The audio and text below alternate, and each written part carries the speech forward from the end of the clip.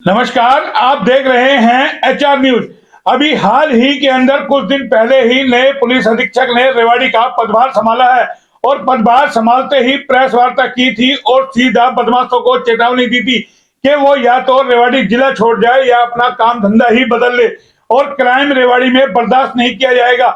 लेकिन इसके बावजूद भी क्राइम थमने का नाम नहीं ले रहा। हमारे साथ रेवाड़ी के मशहूर समाज सेवी हैं और व्यापारी हैं रमेश सचदेवा जी। कल रात को इनके साथ जो वारदात हुई है सीधा उसी पे बात करेंगे, क्योंकि किस तरीके से रात के 8 सवा 8 बजे वो भी पॉश एरिया में एलिगेंट सिटी के बाहर इनसे वारदात होती है।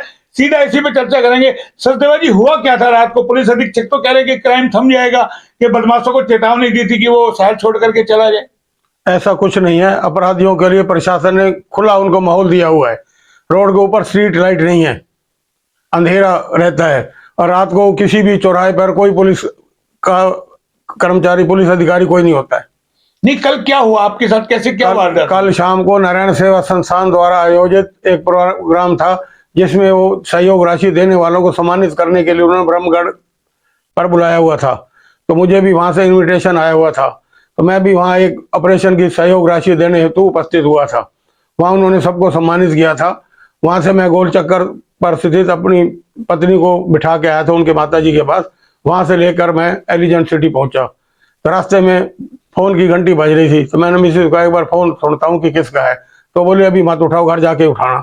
मैंने बीएमजी के गेट के ऊपर जाके स्कूटी रोकी और मिसेज को नीचे उतारा। जैसे ही वो नीचे उतरी तो पीछे से बाइक पर 3 यंग लड़के जो कि लगभग 20-22 साल के होंगे और किसी ने कोई हेलमेट नहीं पहना हुआ था, उनमें से एक लड़का आता है और मेरी मिसेज की चैन तोड़ लेता है। और ये कहते मैं क्या हुआ, कहते वो चैन तोड़ के ले गया।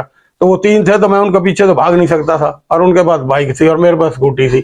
और सिक्योरिटी गेट के ऊपर खड़े हुए गार्ड सभी देख रहे थे, उनके सामने ही वारदात हुई। गार्ड से कुछ कदम पर ये वारदात हुई है। और जो कैमरे बीएमजी ने लगाए वो कैमरे बिल्कुल नाकाम साबित हो रहे हैं।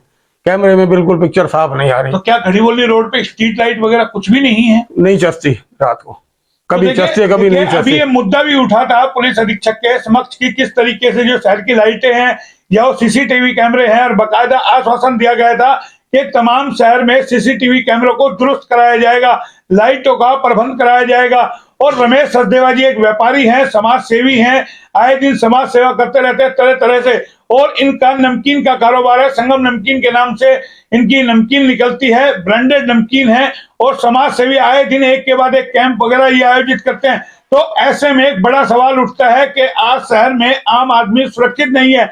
दावे किए गए थे क्राइम का ग्राफ नीचे करने का, लेकिन किस तरीके से बाइक पर सवार होकर के 3 लोग आते हैं और वारदात को अंजाम देकर के चले जाते हैं, तो ये अपने आप में चिंता का विषय है। और बाकायदा दावे किए गए थे कि पुलिस को मुस्तैद किया जाएगा। ये कई सारे सवाल हैं, लेकिन एक सवाल और है, ये जो चैन जो छीनी है आपके गले से, आपकी धर्मपत्नी के गले से, ये सोने की थी या आर्टिफिशियल? ये आर्टिफिशियल थी जी, इसलिए हमने मतलब ज्यादा तवज्जो नहीं दी, लेकिन पुलिस को रात को सूचना दे दी गई थी। लेकिन वारदात तो आपके साथ हुई है, पीसीआर वहां पे आई थी? हम पे पीसीआर आई है और वो कैमरे खंगाल गए हैं, लेकिन कैमरे में उनको पिक्चर साफ नहीं मिली। तो उन्होंने ये कहा कि हम दूसरे कैमरों को जाकर देखते हैं उनमें। तो अब आपने सवेरे शिकायत दी है पुलिस को? अभी शिकायत हमने नहीं दी है, क्योंकि हम बरामदगी तो हम कराना चाहते नहीं है, लेकिन अपराध हुआ है। अपराध हुआ है तो कहीं ना कहीं व्यापारी है, डरता है कि पुलिस के चक्कर काटने पड़ेंगे।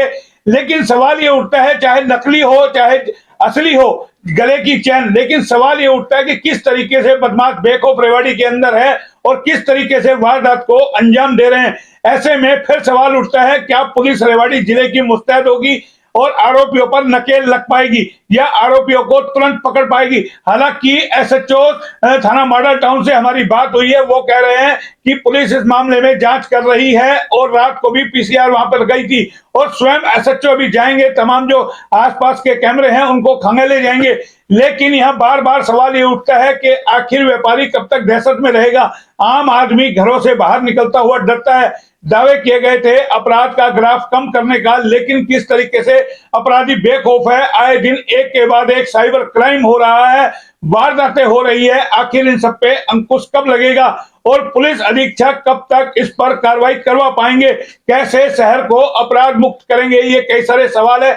फिलहाल रमेश सचदेवा जी की बात हमने सुनी, क्योंकि व्यापारी है, दहशत में है, डरे हुए हैं कि किस तरीके से ऐसे बदमाशों का सामना किया जाए। और वारदात जो हुई वो कहीं ना कहीं डर पैदा करती है कि कैसे इनकी धर्मपत्नी के साथ थी, उसके गले से चैन छीन के ले जाते हैं।